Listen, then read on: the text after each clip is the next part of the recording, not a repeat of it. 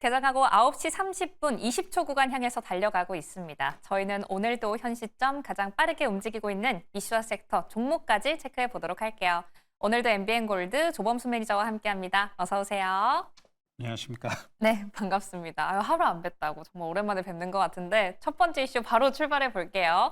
반도체주 안 다뤄볼 수가 없겠죠. 체크해 보겠습니다. 업황 회복에 대한 기대감 속에 뉴욕 증시 안에서도 반도체 종목들이 참 빠르게 움직여줬습니다. 마이크론 실적 발표 일단 장 외에 나왔는데 잘 나왔고요. 엔비디아는 정규장에서 좋은 흐름 보여줬어요. 특히 외국인들 같은 경우 지난해 6월 이후 1년 만에 처음으로 SK하이닉스와 삼성전자의 주식을 가장 많이 사들였다고 합니다. 현 시점 반도체 어떻게 보세요? 반도체가 참 재밌는 게 지금 거진 뭐 2년 넘어간 것 같아요. 2년 동안 바뀌지 않은 사실이 하나 있습니다. 뭐예요? 불균형이에요, 불균형. 불균형. 불균형이라는 단어를 제가 반도체 내에서 항상 가장 많이 가져다 씁니다. 해소가 되지 않았어요. HBM은 좋아요, 레거시는 나빠요. 이게 달라진 건 없다는 거죠. 네. 이제 마이크론 실적 발표도 나왔고 엔비디아 같은 경우에는 전과를 내어 폭스콘에서 좀 긍정적인 뉴스가 있었습니다. GB300 시리즈죠. 지금 현재는 GB200 시리즈가 4월에서 5월까지 출하가 이루어지고 있는데 해당 다음 버전인 GB300이 하반기에 또 출하가 되고 생산량 확대까지로 이어진다라는 뉴스가 나왔기 때문에 엔비디아 내에서 긍정적인 매출 성장에 대한 기대치와 관련된 뉴스가 나와줬습니다. 자, 그런데 거꾸로 마이크론 같은 경우에도 실적이 잘 나왔어요. 네. 잘 나왔는데 반응이 뜨뜨미지근하죠. 네. 뜨뜨미지근하면서 삼성전자, SK하이닉스 일단 윗꼬리 달고 눌리고 있습니다. 자, 그래서 이 부분 같은 경우에는 제가 좀 설명드렸었던 자료를 하나 좀 먼저 보고 갈게요. 네. 최근에 이상현상 표현을 쓰면서 좋은 건 좋은 건데 야, 처음 보는 일입니다라고 말씀드린 게 재고품의 가격이 지금 현재 신제품의 가격보다 비쌉니다라는 표현을 제가 많이 써드렸습니다. 네. 나쁜 거 아니에요. 좋은 일인데 이런 일이 없었다는 게 문제죠. 그러니까 여러분들께서 그냥 차로 얘기해 보자고요. 네. 그러니까 아반떼 신형이 있고 아반떼 구형이 있어요. 근데 아반떼 신형 안 사고 구형이 더 좋다고 구형을 신형 가격 2배 주고 사는 거예요. 왜 그러는 거예요? 지금 보시면 오른쪽 끄트머리 보시면 되고 네. 빨간색이랑 저 검은색이 지금 DDR4입니다. 재고품이요. 해당 재고품 가격들만 지금 보시면 오른쪽에 노란색 보이시죠? 네. 저게 현재 지금 주력 상품 DDR5입니다. 이 가격을 지금 이미 뛰어넘어 버렸어요. 그러다 보니까 재고평가 손익평가로 따졌었을 때는 그럼 주가 내지는 기업에선 이익이죠. 네. DDR4 같은 경우에는 사실 기간 자체가 8년 넘게 동안 시장의 주축 상품이었기 때문에 그 재고품도 덜어내는 게 어마무시한 그 물량입니다. 근데 거의 다 덜어냈다는 점까지. 그래서 주가에는 긍정적인 영향이다 라고 하는데 이런 영향도가 한 번 있었을 때가 언제였냐면 2016년도에 있었어요. 2016년도 때 DDR3, DDR4가 있었는데 DDR4가 신제품이죠. 그럼 구형 제품 DDR3가 DDR4 가격을 따라잡았었던 때가 딱 2016년도입니다. 16에서 17년도까지 해서 그때 메모리 사이클 기점으로 그때를 기점으로 바닥이다 하면서 1차 사이클이 터져 나왔었던 거죠. 근데 지금 상황 같은 경우에는 일단 7월 달이 가까워져 있는 상황이기 때문에 관세로 인해서 변동성 생기기 전에 선주문 건수가 올라오는 게 아니냐라는 뉴스 한 가지가 일단 가장 주축적인 이야기 중에 하나입니다. 자, 그래서 재고 상품 올라왔어요. DDR5는 못 가고 있네요. 네, 그래서 마이크론에서 레거시향 상품들에 대해서 별로 그렇게 썩 좋지, 이제 엄청 긍정적인 이런 뉘앙스를 이제 뿜지는 않은 이유 중에 하나입니다. HBM 매출 좋았고요. 자, 그래서 이제 종목으로 좀 넘어가 볼게요. 네. 하이닉스 넘어가겠습니다. 네, SK하이닉스. 하이닉스 오늘 벌써 30만 원 찍었어요. 30만 원입니다. 개인적으로는 최대 상방 33만 원까지 열려 있다고 일단 생각은 하고 있는데, 자, 하이닉스입니다. 하이닉스가 해당 재고품들이 이제 올라온 수준이 언제부터였냐면은 5월 말일부터였어요. 5월 말일부터 현재까지 한 달 동안 치고 올라왔습니다. 5월 말일 시점, 돌파 시점 이때부터 상단 저항선 맞을 때부터 재고품으로 인한 상승세가 강하게 일어났다는 거죠. 그래서 이 드라이빙 언제 멈출까요가 좀 제일 중점인 것 같아요. 최근에 신용잔고나 아니면 RSI, MACD 기술적인 부분을 활용하시면서 이제 슬슬 좀 떨어지지 않을까라는 표현을 이제 쓰실 수 있는 타이밍이라고 생각을 해요. 신용잔고도 뭐 역대급이고 대차잔고 내지는 예치금도 지금 엄청난 수준까지 불어난 상황이기 때문에 현 구간에 대해서 좀 체크를 하자면은 네. 그래서 좀 현물 가격 변동성을 좀 계속 보실 필요가 있다고 생각을 해요. 현물 가격 상승분이 멈추는 건 상관없어요. 네. 멈추는 건 상관없는데 만약에 떨어진다. 떨어질 때는 속도폭이 꽤 빠를 겁니다. 왜? 재고 자산인데 재고 자산의 매입이 멈추게 되면은 그 가격 하락폭은 굉장히 빠릅니다. 그렇기 때문에 그것만 확인 안 되면은 그냥 33만 원까지는 충분하게 무난하게 갈 수 있다라는 점 확인하시면 될 것 같고 하이닉스는 그 부분과 더불어서 네, 엔비디아 상승까지 겹쳐서 올라갔다라고 보시면 될 것 같습니다. 네. 자, 그래서 마이크론 실적 발표가 있었기 때문에 몇 가지 종목들 보고 넘어갈게요. 네. 한미반도체입니다. 한미반도체 지금 엄청 크게 올라주고 있거든요. 9% 가까이 올라요. 한미반도체가 공매도로 인해서 계속 눌려왔었던 자리를 결국에 이번 시나리오로 뚫어냈습니다. 뚫어낸 상황인데 한미반도체가 지금 결국 공급망 다변화 쪽으로 가고 있어요. 네. 마이크론, SK 하이닉스 혼자 못 믿겠다. 창신 메모리까지 갔어요. 저는 개인적으로는 창신 메모리보다 삼성전자 갔으면 더 좋지 않았을까라는 생각을 하고 있습니다만, 네, 어찌됐든 공급망 다변화 쪽으로 움직이고 있기 때문에 마이크론이 현재 이번에 HBM 매출 2배 나왔다라는 점으로 조금 더 넘어가고 있다는 점. 다만 지금 이 시장 같은 경우에 앞서서 동일한 점은 레거시는 안 좋습니다. 원래 장비주 같은 경우에 네. DDR5 가격이 올라가잖아요. 네. 그러면 장비주들 HBM 말고 다른 레거시 장비주들 같이 쫓아 올라갑니다. 대표적인 종목이 계속 못 가고 있는 종목 대덕전자입니다. 대덕전자요. 대덕전자입니다. 대덕전자 우리나라 내에서 이제 장비주들이라고 하면은 레거시 메모리 향들 생산 쪽에 좀 많이 쏠리는 종목들이 많아요. 그래서 HBM 하나요 안 하나요에 따라서 주가가 좀 많이 차이가 나거든요. 네. 근데 대덕전자 HBM 그리고 DDR5 가격이 올라갔었던 23년도 이후로 어떻습니까? 못 올라가죠. 그러니까 이런 장비주들에 대해서 HBM 연관성 붙어 있는 종목들을 이렇게 갈 수는 있어요. 네. 엔비디아 올라가고 SK 하이닉스 올라가고 HBM 시장 더 좋아진다 하면은 테크윙 이런 종목들, 한미반도체, 이스페타시스 이런 종목들은 갈 수 있습니다만 아직도 이 장비주들이 올라가려면은 DDR5 가격이 올라가 줘야 된다. 그때부터 좀 장비주가 변한다는 점 꼭 체크해 보시면 될 것 같고요. 불균형입니다. 마찬가지로 HBM 쪽만 움직인다는 점. 테크윙도 한번 보고 넘어갈게요. 네, 테크윙이요. 테크윙 장비주도 보시면은 최근에 좀 많이 시장이 달라요. 23년도 때 당시에 올라갔었던 HBM 향과 지금 현재 발을 맞추고 있지는 못한 모습입니다.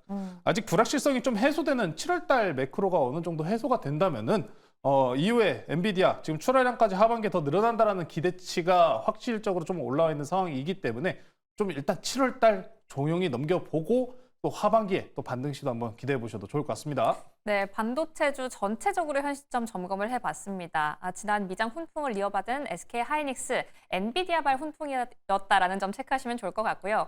마이크론의 훈풍을 이어받은 한미 반도체, 그리고 앞으로의 상승이 좀 기대되고 있는 장비주까지 체크해봤습니다. 두 번째로는 종목 상담으로 한번 가볼까 해요. 유튜브 댓글 한번 해결해 보겠습니다. 가장 먼저 스테이블 코인 한번 해결해 볼게요. YS킴님이 미장 서클에서 코인베이스 움직이던데 관련주들 투자 전략 궁금합니다라고 남겨주셨고요. 해세라님은 망설이다가 조금 뒤에 타면 꼭 조정이더라는 스테이블 코인 누가 보고 있나라고 남겨주셨어요. 요즘 미장 흐름도 보면 코인베이스는 잘 가는데 서클은 또 이틀 가까이 급락이거든요. 스테이블 코인 관련주 전략 어떻게 잡아야 될까요? 스테이블 코인이라는 테마가 붙어 있지 어찌됐든 전체적으로 코인이에요. 코인에 대한 변동성 그리고 코인 매수세도 최근에 계속 늘어나고 있다는 좋은 이야기들. 네. 그러니까 코인에 대한 자산 편입이 계속해서 늘어나고 있는 상황이기 때문에 나쁠 이유는 저는 없다라고 생각을 해요. 다만 단순 과열로 인한 좀 매도와 관련된 신호들이 좀 일단 이야기가 시장 내에서 나오고 있는 겁니다. 그래서 덜 올라간 종목들에 대해서는 먼저 올라가고 그리고 아직 조금 더 갈까요? 지금 막 비싸다고 생각하는 종목들도 잠깐 눌리는 정도인 거예요. 추세가 지금 바뀌기에는 만약에 여기서 변동성 만들려면 비트코인 가격이 폭락을 해야 되거든요. 그러니까 스테이블 코인 같은 경우에는 지금 이야기가 나오고 있는 게 결제와 관련돼 가지고 좀 우려감을 표하는 쪽과 우려감을 표하지 않고 좀 긍정적으로 보는 쪽이 지금 많이 갈려 있기 때문에 변동성 만드는 건 당연한 얘기예요. 다만 국내 종목 내에서는 지금 굉장히 과열주의와 주가 정지까지 너무 뜨겁습니다. 너무 뜨겁기 때문에 저는 지금 시키는 구간이라고 좀 말씀드리고 싶어요. 당연한 이야기입니다. 몇 가지 종목들 보고 넘어갈게요. 네. LG CNS 보고 넘어가겠습니다. LG CNS요. LG CNS 이번에 또 서울시 스테이블 코인과 연관성 붙이면서 올라갔었던 종목인데 과열 딱지 붙으면서 어떻습니까? 그냥 5일선 이탈해 버리잖아요. 그러니까 이게 어느 정도 해소되는데 시간이 필요하다는 겁니다. 네. 당장에 코인과 관련돼서 트럼프 대통령의 법안 처리나 이제 재료성들은 어느 정도 끝난 상황이에요. 서클 같은 경우도 좀 어느 정도 보시면은 좀 위험스럽다라는 생각하시는 분들도 많을 정도로 많이 올라갔어요. 네. 그래서 잠깐 쉬는 정도고 정책 향에 대해서는 중장기적으로 지속되기 때문에 끝나지는 않을 것 같다. 저는 결국에 마지막으로 움직일 수 있는 쪽이 제일 첫 번째는 역시나 은행주라고 생각합니다. 제주은행 한번 볼게요. 제주은행이요. 제주은행이 이번에 스테이블 코인과 관련돼서 좀 발행건에 대해서 같이 엮인다라는 뉴스가 나왔었기 때문에 전거래일까지 상승이 나왔는데 스테이블 코인 발행하려면 당연한 얘기긴 해요. 은행 거쳐야죠. 네. 은행 거쳐야 돼요.